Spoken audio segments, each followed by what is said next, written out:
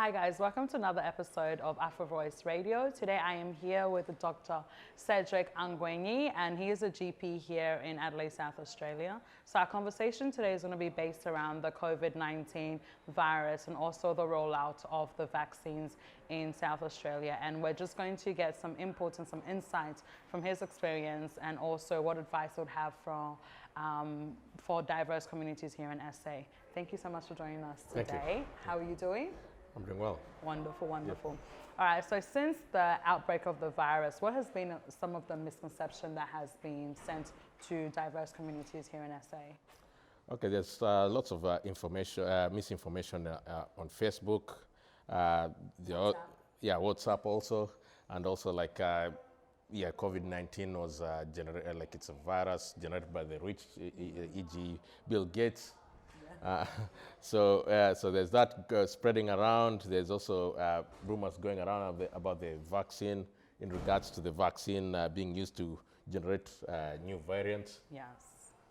So yeah. Yeah, and also I know when the virus first came out, a lot of African people thought we're immune to it. Yeah. Like a lot of us were happy, yes. A virus that was made just for the white people, thank God. Yeah. So I guess that allowed a lot of people in our communities to not even believe that it even exists. Yep. So what do you think was a significant boost in ensuring that our communities were aware of what was really happening? So initially, we did, members of our community did think that you're immune to COVID-19. Obviously, some people thought because it's like the pandemic began very far away, like in Asia, it's not going to affect us. Yes. And also, and the belief that we come from Africa, we are strong, we stood lots of things, lots of challenges. But as the pandemic continued, and also if you look at the Melbourne outbreak, like initially they did end up closing one of the towers that had lots of Africans in it. So how did you correct it? So the government incorporated leaders from our communities to go and talk to individual members of the community, and also spread the message in each community's individual language.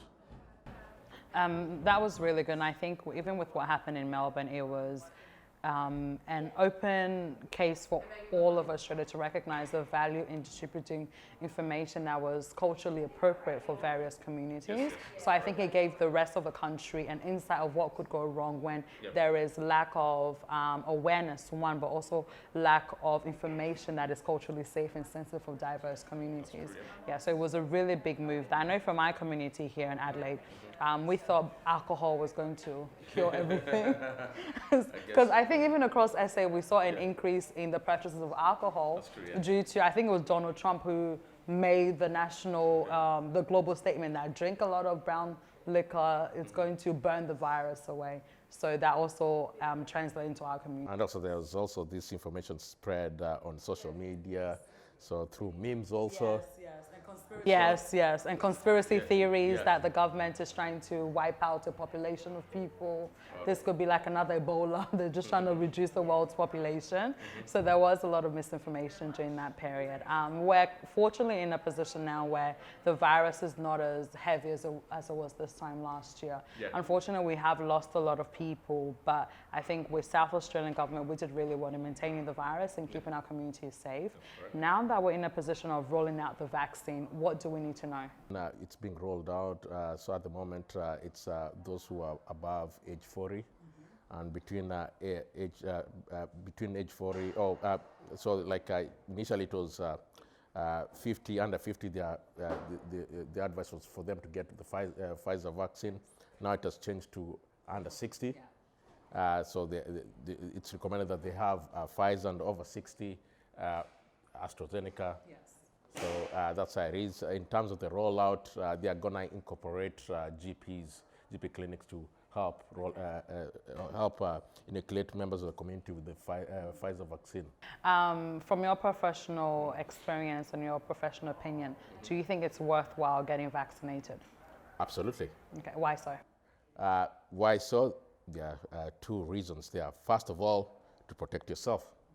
Secondly, also to protect the community. So there are vulnerable members of the community, especially the elderly, who even though they may be vaccinated, the immune response may not be as robust as yours. Yeah, that's true. That's true.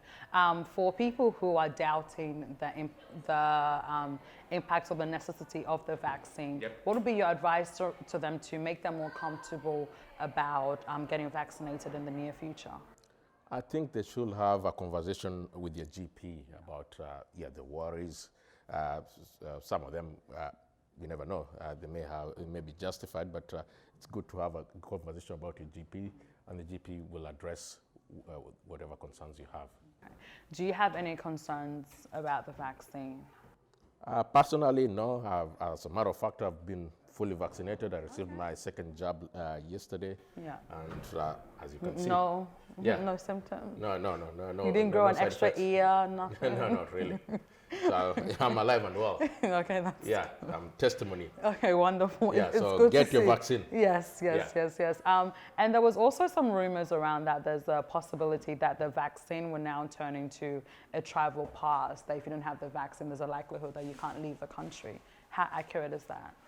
So that one, it's hard to comment about it, though they have said that they're gonna have you're gonna have a record of your vaccination status, and also Qantas has said that they may not allow people who are non-vaccinated to board their planes. Okay.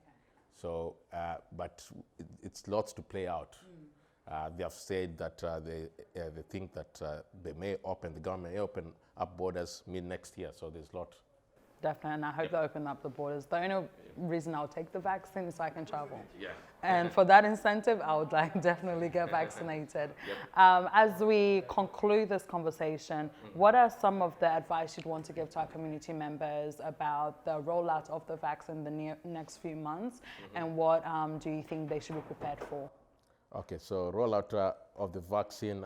So first of all, there is a government website where you can check and see whether you're eligible, you're eligible for the vaccine. It's being rolled out in stages. Yeah. At this particular time, I think in South Australia it's over 40 and above, and in country South Australia is 16 and above. So it depends with your locality and where you are at the moment. Okay, that's fantastic. Thank you all once again for joining us at Afro Voice Radio. We'll look forward to having you in the near future. Thank you so much, Dr. Shadrack. It's been lovely. So for those of you who are still yet to get vaccinated, trust the advice that Dr. Shadrack has provided us today, and do your own research. Go to your government websites and do your own learnings to ensure that you feel comfortable and you feel safe, and don't hesitate to speak to your medical professionals. And if you do have any underlying health issues, speak to your medical professional just to ensure that you'll be safe and prepared for the vaccine. But thank